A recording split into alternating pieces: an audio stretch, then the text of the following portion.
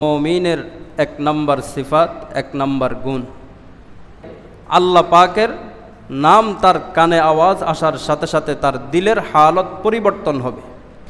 এটাকেই আল্লাহ পাক রব্বুল আলামিন বলেন, আল্লাযীনা ইযা যুকিরাল্লাহু ওয়াজিলাত কুলুবুহুম। আল্লাহ পাকের জিকির নাম যখন উচ্চারণ হবে, ওয়াজিলাত কুলুবুহুম, তার দিলে নাড়া দিবে, স্বাভাবিক অবস্থা থাকবে না। 2 নম্বর গুণ, ওয়া ইযা তুলিয়াত আলাইহিম আয়াতুহু যাদাতহুম ঈমানা। 2য় নম্বর গুণ হইল, মুমিনের সামনে কোরআনের আলোচনা হলে তার ঈমান বৃদ্ধি পাবে। মুমিনের সামনে কোরআনের আলোচনা হইলে, কোরআনের তেলাওয়াত হইলে তার কাছে ভালো লাগবে, ভালো। 3 নম্বর, ওয়া আলা রাব্বিহিম ইয়াতাওয়াক্কালুন। মুমিনের 3 নম্বর গুণ হইল তারা আল্লাহ পাকের উপরে ভরসা করবে। 4 নম্বর, আল্লাযীনা ইউকিমুনাস সালাতা ওয়া মিম্মা রাযাকনাহুম ইউনফিকুন। 4 আর 5, 4 নম্বর আল্লাহ বলেন যারা নামাজ কায়েম করবে, 5 নম্বর যারা আল্লাহর দেওয়া রিজিক থেকে খরচ করবে। এই 5 গুণ নামাজের ব্যাপারে গত জুমাতেও আমরা বলছিলাম যে মুসলমানের সন্তানরা জুমা পড়ে না। এক হাদিসে রাসূল বলেন, মান তারাকা সালাসা জুমাইন তাহাউনান তবা আল্লাহু ফি কলবি। যে ব্যক্তি 3 জুমা লাগাতার ছাড়বে, আল্লাহ তাআলা তার দিলে মোহর মেরে দিবেন। ওয়া কুতিবা ফি জুমরাতিল মাসাকিন, আর তার নামটা মুনাফিকিনদের লিস্টে উঠায়া দিবেন। এজন্য দেখবেন যারা জুমার নামাজ পড়ে না, আপনারাও জানেন বহু লোকজন আছে আমাদের সমাজে যারা জুমার নামাজ ঠিকমতো পড়ে না। তো আল্লাহ পাক এদের দিলে মোহর মেরে দেওয়ার কারণে কোরআনের কথা এদের ভালো লাগে না, হাদিসের কথা এদের ভালো লাগে না, ইসলামের কথা এদের ভালো লাগে না। মূলত ভালো লাগে না কেন? আল্লাহ পাক বলেন মোহর তো আমি মেরে দিয়েছি। এজন্য তার কাছে এখন আর কোরআন হাদিস ভালো লাগবে না, ইসলাম নামাজ এগুলো ভালো লাগবে না। মুসলিম উম্মাহ কাফির মুশরিকদের জাতাকল থেকে সেদিন মুক্তি পাবে যেদিন জুমার মুসল্লি আর ফজরের মুসল্লি এক হবে। যেই দিন এই ঘটনা ঘটবে সেদিন মুসলিম উম্মার প্রকৃত বিজয় হবে, এর আগে হবে না। জুমার দিন তো মসজিদ ভরা থাকে, জোহর মাগরিব এশাতে মসজিদ ভরা থাকে, লেকিন ফজরের নামাজে মুসল্লি নাই, সব ঘুমাচ্ছে। এই সময়ে কিতাবে লিখেছেন কোনো হাইওয়ান জানোয়ারও ঘুমায় না, আপনার বাড়ির মুরগিও ওই সময়টায় ঘুমায় না, সেও রবকে ডাকে। লেকিন আমি মুসলমান, আমি রবকে ডাকতে পারি না, আমি ঘুমে। 5টা গুণ যারা অর্জন করবে, 1 নম্বর আল্লাহ পাকের নাম উচ্চারণ করলে তার দিলে নাড়া দিবে। 2 নম্বর কোরআনের আলোচনা তার কাছে ভালো লাগবে। 3 নম্বর তারা সব সময় আল্লাহর উপরে ভরসা রাখবে। 4 নম্বর নামাজ কায়েম করবে। 5 নম্বর আল্লাহর দেওয়া রিজিক থেকে খরচ করবে। পুরস্কার হইল উলাইকা হুমুল মুমিনুনা হাক্কাহ। রব্বুল আলামিন বলেন এই 4-5 গুণ যাদের ভিতরে থাকবে, উলাইকা হুমুল মুমিনুনা হাক্কাহ, এরাই হলো প্রকৃত মুমিন। শুধু মুমিন না, প্রকৃত মুমিন হইল এরা। লাহুম দারাজাতুন ইনদা রাব্বিহিম।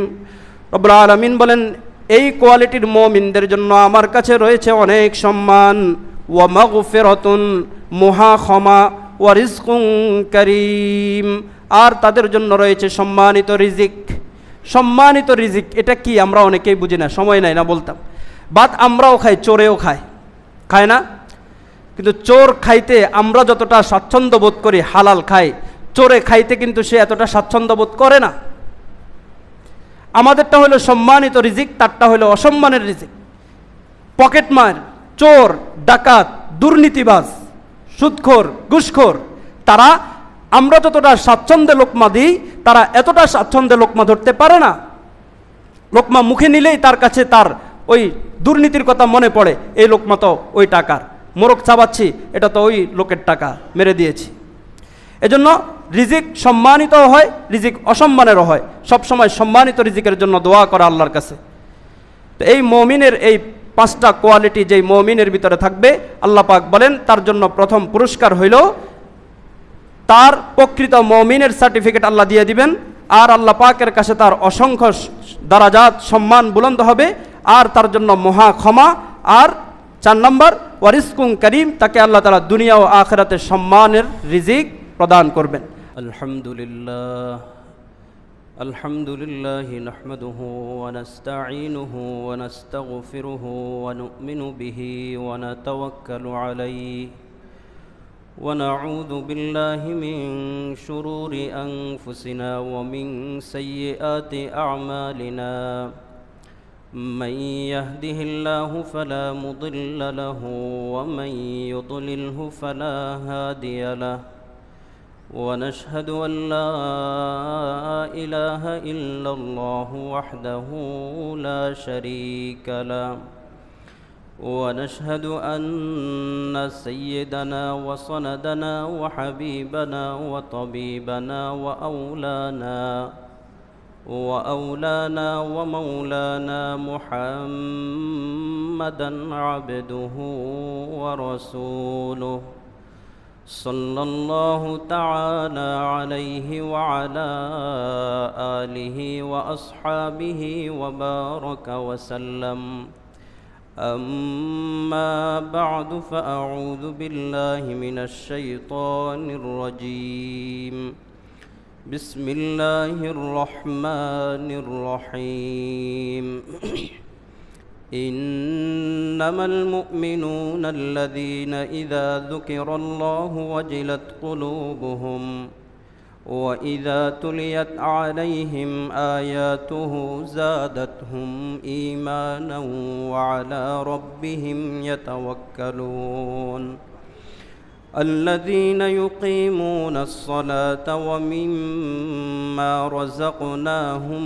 ينفقون أولئك هم المؤمنون حقا لهم درجات عند ربهم ومغفرة ورزق كريم صدق الله مولانا العظيم اللهم صل على محمد وعلى آل محمد كما صليت على إبراهيم وعلى آل إبراهيم إنك حميد مجيد اللهم بارك على محمد وعلى آل محمد كما باركت على إبراهيم وعلى آل إبراهيم إنك حميد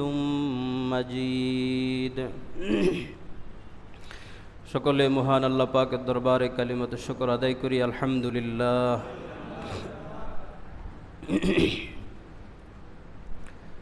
সূরাতুল আনফাল থেকে তিনখানা আয়াতে কারিমা তেলাওয়াত করেছি। অল্প সময়ের মধ্যে আমরা এই আয়াতগুলোর তরজমা ইনশাআল্লাহ শুনব আমলের নিয়তে। বর্তমান সময়ে আখিরুজ জামান আল্লাহ নবী সাল্লাল্লাহু আলাইহি ওয়াসাল্লাম শেষ জামানার যতগুলো নেগেটিভ সাইন বলেছেন, আলামত বলেছেন, মোটামুটিভাবে 80% কিংবা 85 এটা প্রকাশিত হয়ে গেছে। এজন্য আমরা বলতেই পারি এই সময়টা আখিরি জামানার সময়, যেই সময়ের ব্যাপারে আল্লাহর নবী মুসলিম উম্মার জন্য অত্যন্ত সতর্ক বার্তা উচ্চারণ করেছেন। বলেছেন ইউসবিহু মুমিনান ওয়া ইউমসি কাফিরা, বান্দা সকালে মুমিন থাকবে, সন্ধ্যায় বেঈমান হয়ে যাবে। ওয়া ইউমসি মুমিনান ওয়া ইউসবিহু কাফিরা, সন্ধ্যায় ঈমান নিয়ে ঘরে ঢুকেছে, আবার ভোরবেলা ঘর থেকে বের হবে বেঈমান হয়ে, নাউজুবিল্লাহ। তো ঈমান হারানোর জন্য বর্তমান পৃথিবীতে আমাদের সমাজগুলোতে সব ব্যবস্থাপনা তৈরি আছে। বিপরীতে ঈমান ধরে রাখার ব্যবস্থাপনা খুব কম। ঈমান হারানোর ব্যবস্থাপনা যে পরিমাণ, তার তুলনায় ঈমান ধরে রাখার ব্যবস্থাপনা অনেক কম। এই জন্য আল্লাহ পাক রব্বুল আলামিন সূরাতুল আনফালের শুরু থেকেই প্রকৃত মুমিন কারা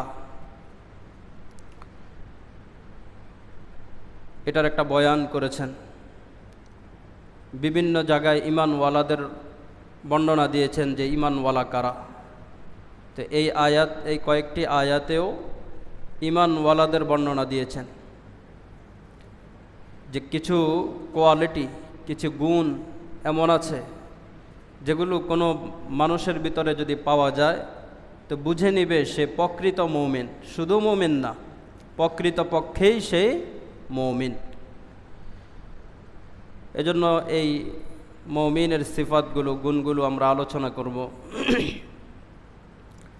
আমাদের ভিতরে থাকলে তো আলহামদুলিল্লাহ, যদি না থাকে আমরা আনার চেষ্টা করব ইনশাআল্লাহ তাআলা। আমাদের জীবনের সবচেয়ে বড় সম্পদ হইল আমাদের ঈমান। বর্তমান সময়ে মুসলমানের অভাব নাই, ইসলামের বড় অভাব। মুমিনের অভাব নাই, কিন্তু ঈমানের বড় অভাব। এজন্য এই সম্পদটাকে হেফাজত করাটা আমাদের একান্ত কর্তব্য, দায়িত্ব। আল্লাহ পাক রব্বুল আলামিন বলেন, ইন্নামাল মুমিনুন, নিশ্চয় মুমিন হইল তারা, আল্লাযীনা ইযা যুকিরাল্লাহ, যখন তাদের সামনে আল্লাহ তাআলার আলোচনা করা হয়। যখন মুমিনের সামনে আল্লাহর আলোচনা হয়, মুমিনের কানে আল্লাহ পাকের নাম উচ্চারিত হয়, ওয়াজিলাত কুলুবুহুম, তো মুমিনের অন্তরাত্মা ভয়ে প্রকম্পিত হয়ে যায়। এটা হলো মুমিনের এক নম্বর সিফাত, এক নম্বর গুণ।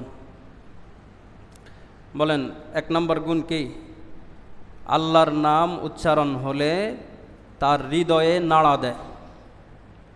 মুমিনের প্রথম সিফাত হইল আল্লাহর নাম উচ্চারণ হইলে হৃদয়ে নাড়া দেয়।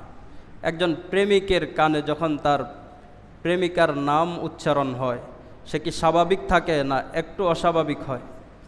একটু হইলেও তার দিলে কি করে, যে শোনার আগে যেমন ছিল, শোনার পরে তার দিল কিছুটা পরিবর্তন হয়ে যায়, তার দিকে তার খেয়াল ছুটে যায়।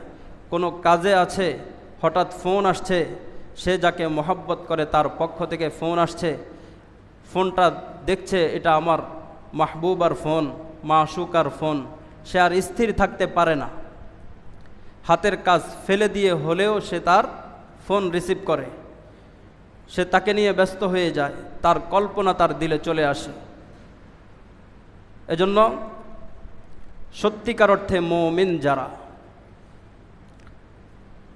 তাদের অন্তরে, তাদের কানে যখন আল্লাহ পাকের নাম উচ্চারণ হবে, আল্লাহ পাকের কথা, তাদের আওয়াজ যখন তাদের কানে আসবে, তো তাদের হৃদয়ে নাড়া দিবে, স্বাভাবিক অবস্থা বিরাজ করবে না। নাম শোনার আগে যেমন ছিল, শোনার পরে তেমনটা থাকবে না, কিছুটা পরিবর্তন হবে। যেমন আমরা দেখেছি, আমি আমার কথা বলি, আমি যখন ছোট ছিলাম তখনও দেখেছি, একেবারে খুব বেশি সময় আগে না,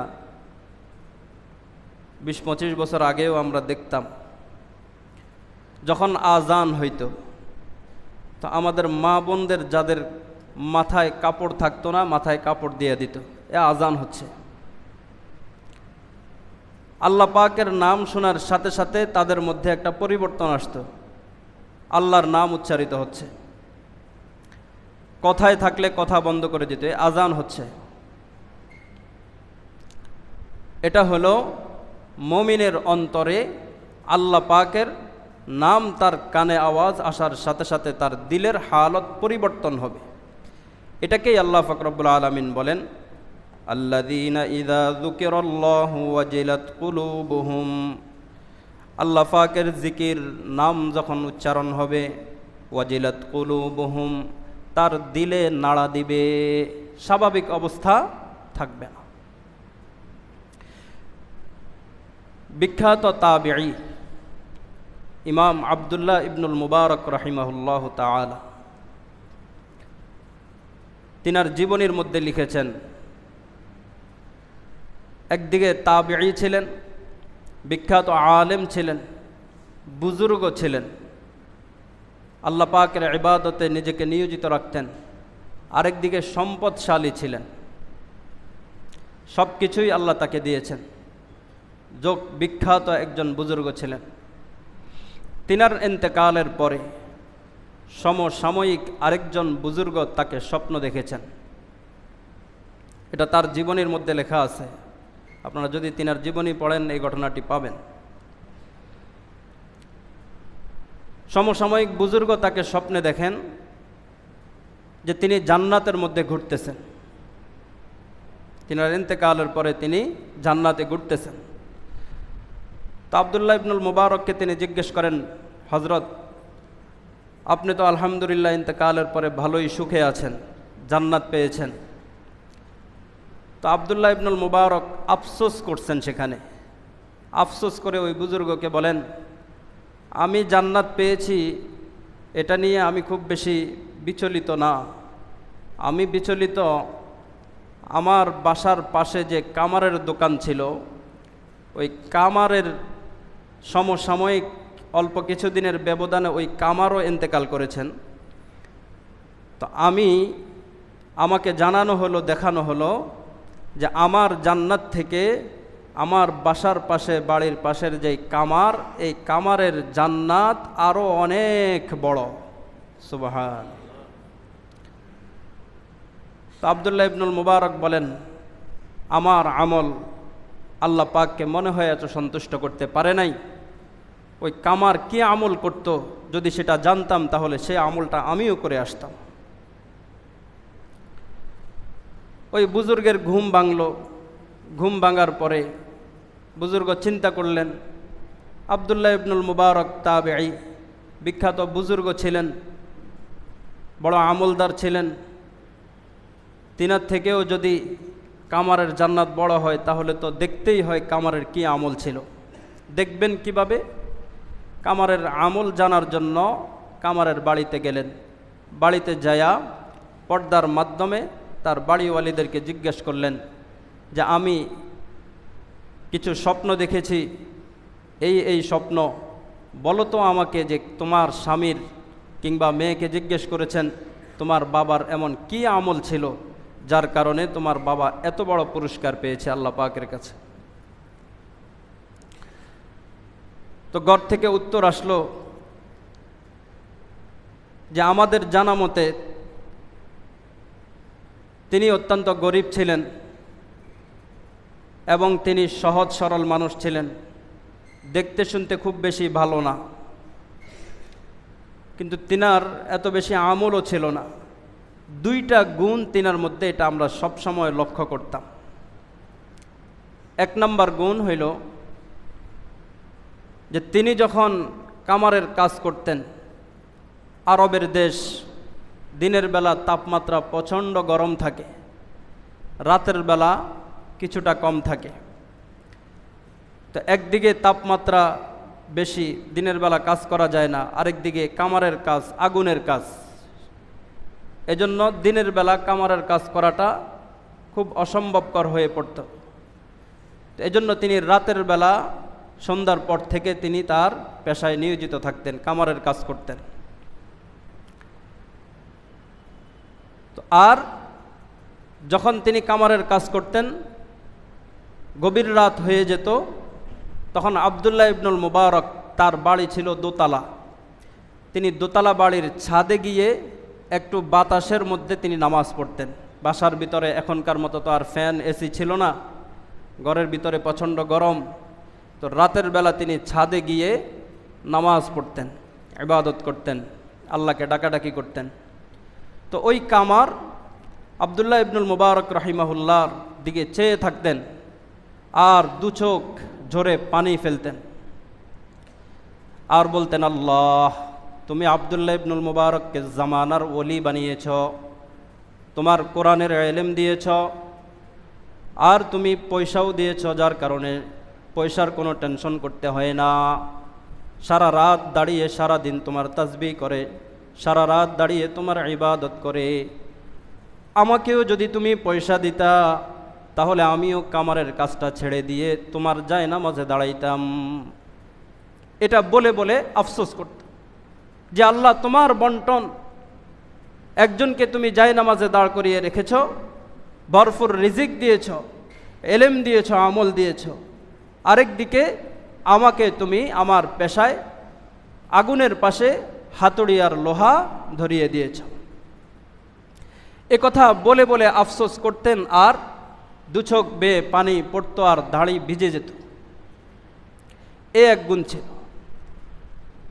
দ্বিতীয় গুণ, আমার স্বামী যখন কাজ করা শুরু করতেন, বিকেল থেকে কাজ করা শুরু করতেন, সন্ধ্যা থেকে কাজ করা শুরু করতেন, যখনই মাগরিব কিংবা এশার আজান হতো, মুয়াজ্জিনের কণ্ঠ থেকে যখন আল্লাহ পাকের নাম উচ্চারণ হইত আর তার কানে মুয়াজ্জিনের আওয়াজ আসতো, সাথে সাথে তার হাতুড়ি যদি এভাবে উপরে থাকতো, এটা আর সামনের দিকে ফেলতেন না, সাথে সাথে এটা পিছনের দিকে ছেড়ে দিতেন। আর তিনি বলতেন, ও আল্লাহ, বহু মানুষকে দুনিয়াতে বহু সম্মান দিয়েছ, আমার কোনো সম্মান নাই, আমি সাধারণ একজন কামার। দুনিয়াতে মানুষ আমাকে কামার বলে ডাকে। আমার আফসোস, যদি কিয়ামতের ময়দানেও তুমি আমাকে নামে ডাকো তাহলে আমার আফসোসের কোনো সীমা থাকবে না। এজন্য আমি তোমার নাম উচ্চারণ হওয়ার সাথে সাথে হাতুড়িটার সামনের দিকে দেই না, পিছনে ফেলে দেই। কারণ হলো, তুমি আমাকে কিয়ামতের ময়দানে কামার বলে ডাকবে না, শুধুই আমাকে তোমার বান্দা বলে একটা ডাক দিবা, শুধু তোমার গোলাম বলে আমাকে একটা ডাক দিবা। আমি তোমার গোলাম, এ কথা তোমার মুখ থেকে শুনতে চাই। এই তোমার ভয়ে তোমার নাম শোনার সাথে সাথে আমার হৃদয় প্রকম্পিত হয়ে যায়। তোমার ভয়ে আমি আমার হাতুড়ি আর সামনে ফেলি না, পিছনে ফেলে দিই। এটা হলো একজন মুমিনের প্রকৃত ঈমানের অবস্থা, যে আল্লাহ পাকের নাম শোনার সাথে সাথে তার দিলে নাড়া দিবে, তার পরকালের কথা স্মরণ পড়বে, তার আখিরাতের কথা স্মরণ পড়বে। আর আমাদের অবস্থা হইল, ওই যে বললাম, মুমিনের অভাব নাই কিন্তু ঈমানের বড় অভাব।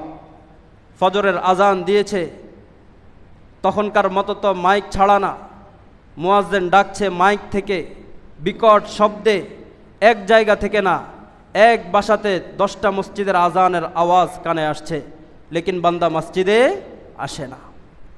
সে ঘুমে আসে তো ঘুমাচ্ছে, সে তার মোবাইলে ব্যস্ত তো ব্যস্ত, সে তার কাজে ব্যস্ত তো ব্যস্ত।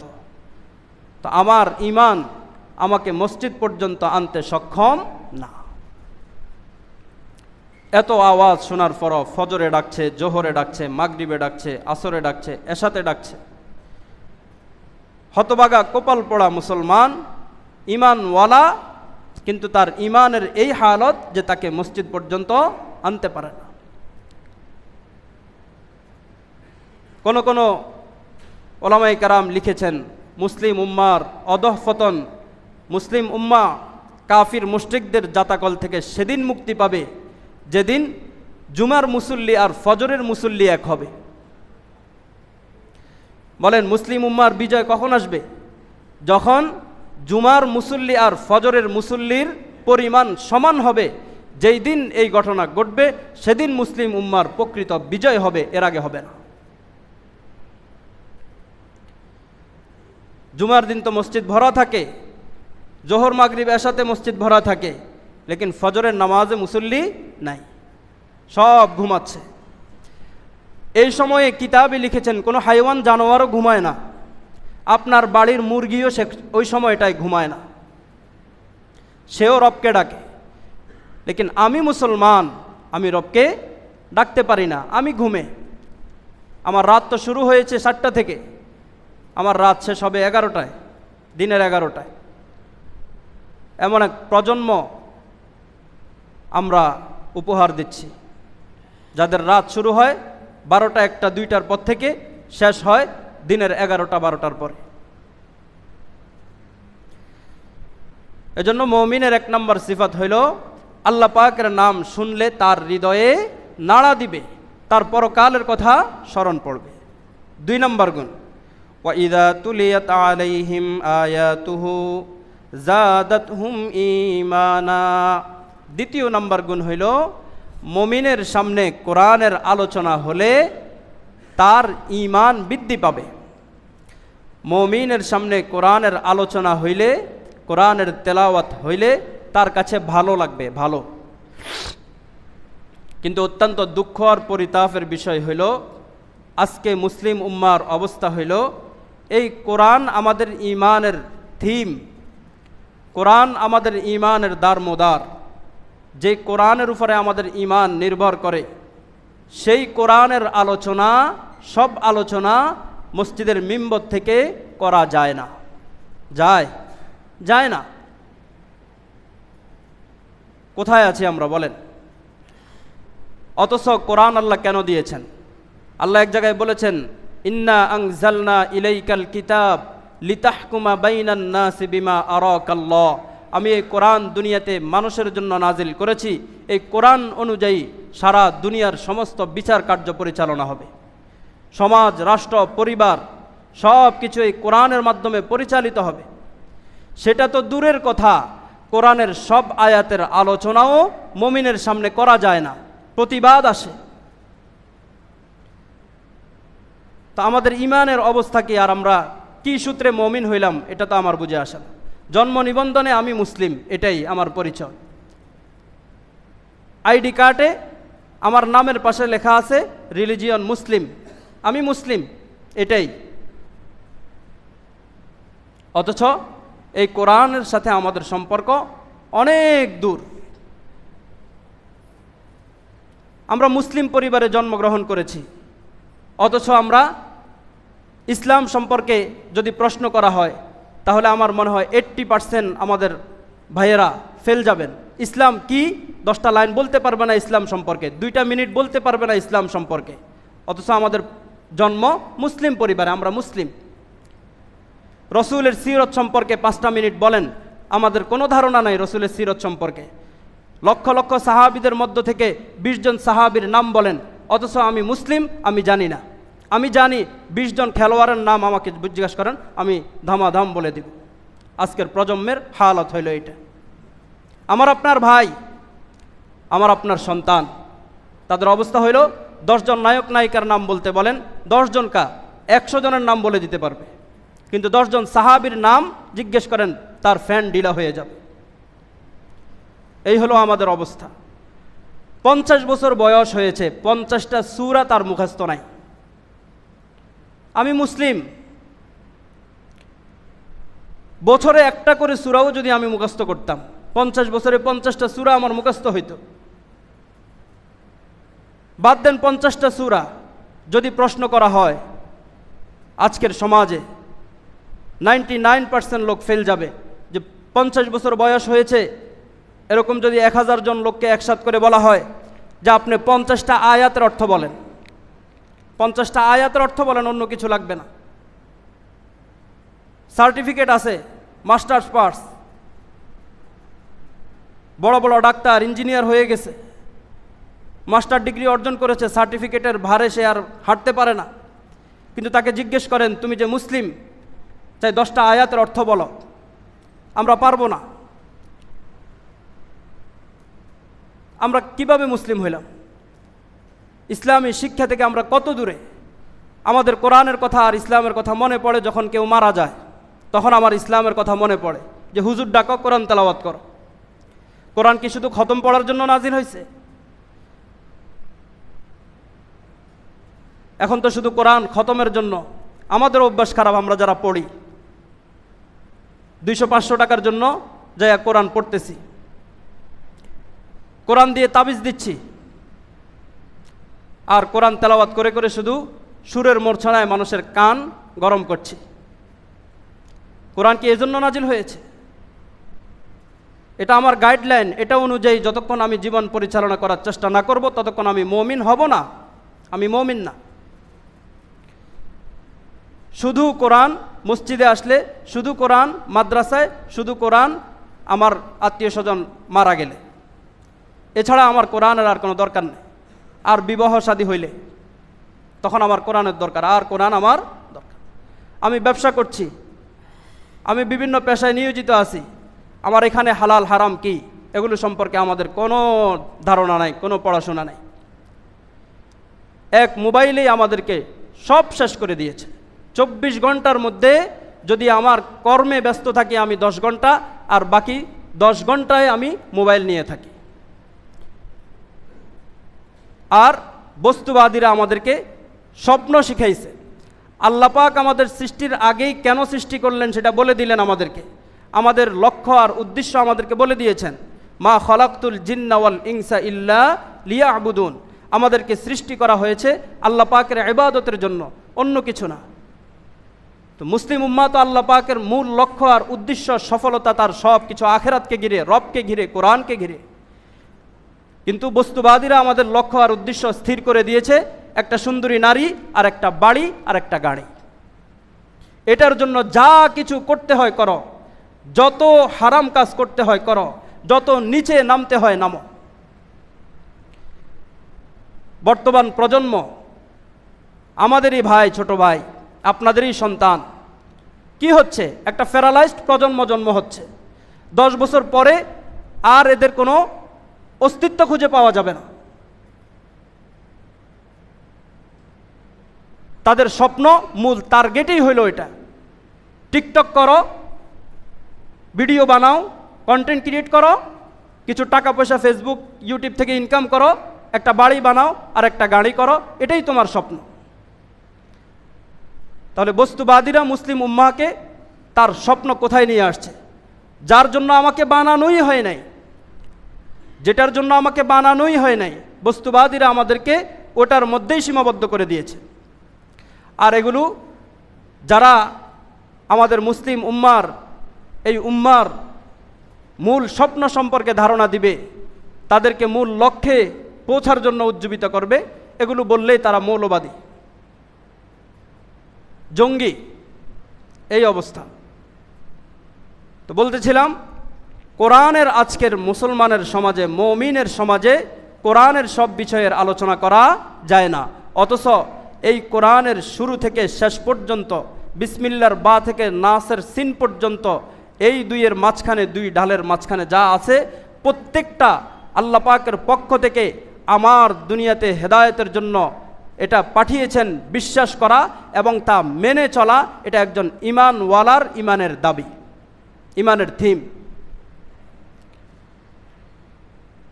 অথচ কোরআনের অসংখ্য বিষয়ের আলোচনা আজকে মুসলিম উম্মার সমাজে করা যায় না। কেন? ওই যে বস্তুবাদীদের শিক্ষা আর বস্তুবাদীদের ধ্যান ধারণা, তাদের লক্ষ্য আর উদ্দেশ্য আমাদের মধ্যে স্থির হয়ে গেছে। এজন্য মুমিনের দ্বিতীয় নম্বর গুণ হইল, কথায় কথায় আসছে, কেউ রাগ করবেন না, এই সত্য কথাগুলো বলা দরকার, কিন্তু সত্য কথাগুলো বলা যাচ্ছে না আমাদের সমাজে। খুব কঠিন এক সময় আর সমাজ আমরা অতিক্রম করছি, অত্যন্ত কঠিন সময় অতিক্রম করছি আমরা। তো দ্বিতীয় নম্বর মুমিনের গুণ হইল কোরআনের আওয়াজ, কোরআনের কথা, কোরআনের আলোচনা, কোরআনের সুর শুনলে, কোরআনের কথা শুনলে তার ঈমানের মধ্যে ইজদিয়াদ হবে, তার ঈমানের মধ্যে বাড়বে, ঈমানের ভোল্টেজ বাড়বে। কারো কাছে কোরআনের আলোচনা করলে খারাপ লাগে, যে এই মাঝে মাঝে আমরা যখন সুদের কথা বলি, সুদের কথাকে হাদিসের না কোরআনের, সরাসরি কোরআনের। বিশাল একটা অধ্যায় নিয়ে আলোচনা করা হয়েছে সুদের, এবং সুদের গুনাহ এত মারাত্মক গুনাহ, সরাসরি আল্লাহ পাক কোনো গুনাহকে তার সাথে জিহাদের সমতুল্য করেন নাই, যুদ্ধের সমতুল্য করেন নাই, সুদকে করেছেন। আজকে যেটা বস্তুবাদীদের মূল থিম হচ্ছে সুদ, অর্থনীতির মূল থিম হচ্ছে তাদের সুদ, সুদভিত্তিক অর্থনীতি তারা সারা বিশ্বে প্রতিটি ঘরে ঘরে ঢুকিয়ে দিয়েছে। আর আমরা যখন এই কোরআন থেকে সুদের আলোচনা করি, সবার ভালো লাগে না, লাগে না। আমার ঈমানের অভাব বুঝতে হবে। এই কোরআনের যে বিষয় আমার কাছে খারাপ লাগে, বুঝতে হবে আমার ঈমান এখনো পূর্ণ হয় নাই, ঈমানের অসংখ্য শাখা আমার বাকি রয়ে গেছে। এজন্য মুসলমানের মুমিনের দ্বিতীয় নম্বর গুণ, ওয়া ইযা তুলিয়াত আলাইহিম আয়াতুহু যাদাতহুম ঈমানা। মুমিনের দ্বিতীয় নম্বর গুণ হইল কোরআনের আলোচনা হলে তার ঈমান বৃদ্ধি পাবে। আলোচনা শুনলে বলতে হবে, আল্লাহ আপনি তো সত্য বলেছেন, কিন্তু আমার অজ্ঞতার কারণে আমি এটা মানতে পারছি না, আমার অজ্ঞতার কারণে, অলসতার কারণে আমি মানতে পারছি না, চেষ্টা করব। মনে মনে এই নিয়ত করা, এভাবে না বলা যে এটা না বললে হয় না। আমাদেরকে মাঝে মাঝে বলে যে ঘরে ঘরে সুদ, এটা না বললে হয় না। না বললে ঈমান থাকে না। এটা এভাবে, এটাও প্রতিবাদ, এটাও কোরআনের বিরুদ্ধে একটা প্রতিবাদ যে হুজুর এই বিষয়ে তো সবাই একাকার হয়ে গেছে সুদে, এ বিষয়ের আলোচনা না করলে হয় না, আপনার ঈমানের সমস্যা আছে। ঈমান দোহরান, ঈমান চলে যাওয়ার সম্ভাবনা আছে। আমি মানতে পারি না ভিন্ন কথা, কিন্তু বিশ্বাস করতে হবে আমাকে। 3 নম্বর, ওয়ালা রব্বিহিম ইয়াতাওয়াক্কালুন। মুমিনের 3 নম্বর গুণ হলো তারা আল্লাহ পাকের উপরে ভরসা করবে। আমরা ঈমান এনেছি ওয়াল কদরি খাইরিহি ওয়া শাররিহি মিনাল্লাহি তাআলা, ভালো এবং মন্দ যা কিছু হবে সব আল্লাহর পক্ষ থেকেই হবে। এ কথা কোরআনে আল্লাহ পাক এভাবে বলেছেন, কুল লা ইউসিবানা ইল্লা মা কাতাবাল্লাহু লানা। হে রাসূল, কুল আপনি বলে দেন, লা ইউসিবানা ইল্লা মা কাতাবাল্লাহু লানা, এই জমিনে কোনো বান্দার কোনো মুসিবত, কোনো কষ্ট, কোনো ভালো এবং কোনো মন্দ তার হবে না, ইল্লা মা কাতাবাল্লাহু লানা, যতক্ষণ পর্যন্ত আল্লাহ পাক তার জন্য এটা লিখে না দিয়েছেন। তাহলে আল্লাহ পাকের লিখার বাহিরে কিছু হবে না। এখানেও হুজুর আমরা তো আল্লাহর উপরে ভরসা করি না, আমাদের ভরসা আল্লাহর উপরে না। বলে কেমনে বুঝলেন? করোনা হয়েছে আর আমরা টের পাইছি কার কার ভরসা আল্লাহর উপরে আর কার কার ভরসা বস্তুবাদীদের কথার উপরে। শুধু হাত ধোয়া আর মাস্কের উপরে আমাদের ইয়াকিন ছিল যে হাত ধুইবেন আর মাস্ক ব্যবহার করবেন, আপনি বেঁচে যাবেন। কি এমনটা হয় নাই? হয়েছে। আল্লাহর কসম, আল্লাহর কসম, আমি ব্যক্তিগতভাবে সব কাজ স্বাভাবিকভাবেই করেছি, ভরসা আল্লাহর উপরে রেখেছি। কারণ আমি জানি মৃত্যু যদি আল্লাহ লিখে থাকেন তাহলে সারা পৃথিবী মিলে আমাকে বাঁচাতে পারবে না। হাত না, আরও কিছু ধুইলেও আল্লাহ নিয়ে যাবে। মাস্ক না, কম্বল পরলেও আল্লাহ নিয়ে যাবেন। আর আল্লাহ যদি রাখার সিদ্ধান্ত দেন, আরও কিছু করলেও কিচ্ছু হবে না, আমি থেকে যাব। এজন্য করোনা শুরু হয়েছে, তিনি যে এসি রুমের ভিতরে আবদ্ধ হয়েছেন, আর করোনা শেষ হয়েছেন, তিনার লাশ এসি রুম থেকে বের হয়েছে। এরকম বহু ঘটনা আছে। আর বাজারের একজন সাধারণ ব্যবসায়ী 24 ঘন্টা মানুষের সাথে তার লেনদেন হয়েছে, কথাবার্তা হয়েছে, উঠা বসা হয়েছে, সে এখনও বেঁচে আছে। তাহলে আমাদের ভরসা কি আল্লাহর উপরে, না বস্তুবাদীরা আমাদেরকে যা ধরিয়ে দিয়েছেন তার উপরে? এটাও আমার ঈমান। আল্লাহর উপরে তাকদীরে বিশ্বাস করা, আল্লাহর উপরে বিশ্বাস রাখা, এটা ঈমানের একটা অংশ। এজন্য আমাকে খেয়াল রাখতে হবে সর্ব অবস্থায় আমি আমার স্বাভাবিক কার্যক্রম চালিয়ে যাব, আর আমার বিশ্বাস আর ভরসা সব কিছু থাকবে কার উপরে? আল্লাহর উপরে। এটা হলো একজন ঈমানওয়ালার 3 নম্বর গুণ। 4 নম্বর, আল্লাযীনা ইউকিমুনাস সালাতা ওয়া মিম্মা রাযাকনাহুম ইউনফিকুন। 4 আর 5, 4 নম্বর আল্লাহ বলেন যারা নামাজ কায়েম করবে, 5 নম্বর যারা আল্লাহর দেওয়া রিজিক থেকে খরচ করবে। এই 5 গুণ। নামাজের ব্যাপারে গত জুমাতেও আমরা বলছিলাম যে মুসলমানের সন্তানরা জুমা পড়ে না। এক হাদিসে রাসূল বলেন, মান তারাকা সালাসা জুমাইন তাহাউনান তাবা আল্লাহু ফি কলবি। যে ব্যক্তি 3 জুমা লাগাতার ছাড়বে, আল্লাহ তাআলা তার দিলে মোহর মেরে দিবেন। ওয়াকুতিবা ফি জুমরাতিল মাসাকিন, আর তার নামটা মুনাফিকিনদের লিস্টে উঠাইয়া দিবেন। এজন্য দেখবেন যারা জুমার নামাজ পড়ে না, আপনারাও জানেন বহু লোকজন আছে আমাদের সমাজে যারা জুমার নামাজ ঠিকমতো পড়ে না। তো আল্লাহ পাক এদের দিলে মোহর মেরে দেওয়ার কারণে কোরআনের কথা এদের ভালো লাগে না, হাদিসের কথা এদের ভালো লাগে না, ইসলামের কথা এদের ভালো লাগে না। মূলত ভালো লাগে না কেন? আল্লাহ পাক বলেন মোহর তো আমি মেরে দিয়েছি। এজন্য তার কাছে এখন আর কোরআন হাদিস ভালো লাগবে না, ইসলাম নামাজ এগুলো ভালো লাগবে না। তো এই 4টা গুণ, 5টা গুণ যারা অর্জন করবে, 1 নম্বর আল্লাহ পাকের নাম উচ্চারণ করলে তার দিলে নাড়া দিবে। 2 নম্বর কোরআনের আলোচনা তার কাছে ভালো লাগবে। 3 নম্বর তারা সব সময় আল্লাহর উপরে ভরসা রাখবে। 4 নম্বর নামাজ কায়েম করবে। 5 নম্বর আল্লাহ দেওয়ার রিজিক থেকে খরচ করবে। পুরস্কার হইল উলাইকা হুমুল মুমিনুনা হাক্কা। রব্বুল আলামিন বলেন এই 4-5 গুণ যাদের ভিতরে থাকবে, উলাইকা হুমুল মুমিনুনা হাক্কাহ, এরাই হলো প্রকৃত মুমিন। শুধু মুমিন না, প্রকৃত মুমিন হইল এরা। লাহুম দারাজাতুন ইনদা রাব্বিহিম, রব্বুল আলামিন বলেন এই কোয়ালিটির মুমিনদের জন্য আমার কাছে রয়েছে অনেক সম্মান। ওয়া মাগফিরাতুন, মহা ক্ষমা। ওয়া রিজকুন কারীম, আর তাদের জন্য রয়েছে সম্মানিত রিজিক। সম্মানিত রিজিক এটা কি আমরা অনেকেই বুঝি না, সময় নাই না বলতাম। বাদ আমরাও খাই, চোরেও খায় না? কিন্তু চোর খাইতে আমরা যতটা স্বাচ্ছন্দ্য বোধ করি, হালাল খাই, চোরে খাইতে কিন্তু সে এতটা স্বাচ্ছন্দ্য বোধ করে না। আমাদেরটা হলো সম্মানিত রিজিক, তারটা হলো অসম্মানের রিজিক। পকেটমার, চোর, ডাকাত, দুর্নীতিবাজ, সুদখোর, ঘুষখোর, তারা আমরা যতটা স্বাচ্ছন্দ্যে লোকমা দিই, তারা এতটা স্বাচ্ছন্দ্যে লোকমা ধরতে পারে না। লোকমা মুখে নিলেই তার কাছে তার ওই দুর্নীতির কথা মনে পড়ে, এই লোকমা তো ওই টাকার, মোরগ চাবাচ্ছি, এটা তো ওই লোকের টাকা, মেরে দিয়েছি। এজন্য রিজিক সম্মানিতও হয়, রিজিক অসম্মানেরও হয়। সবসময় সম্মানিত রিজিকের জন্য দোয়া করা আল্লাহর কাছে। তো এই মুমিনের এই 5টা কোয়ালিটি যেই মুমিনের ভিতরে থাকবে, আল্লাহ পাক বলেন তার জন্য প্রথম পুরস্কার হইল তার প্রকৃত মুমিনের সার্টিফিকেট আল্লাহ দিয়ে দিবেন। আর আল্লাহ পাকের কাছে তার অসংখ্য দারাজাত, সম্মান বুলন্দ হবে, আর তার জন্য মহা ক্ষমা। আর 4 নম্বর ওয়া রিজকুন কারীম, তাকে আল্লাহ তাআলা দুনিয়া ও আখিরাতে সম্মানের রিজিক প্রদান করবেন। আল্লাহ পাক আমাদেরকে মুমিনের, প্রকৃত মুমিনের এই গুণগুলো অর্জন করার তৌফিক দান করেন। আজকিয়া টিভি, সত্যের সন্ধানে আপনার পাশে।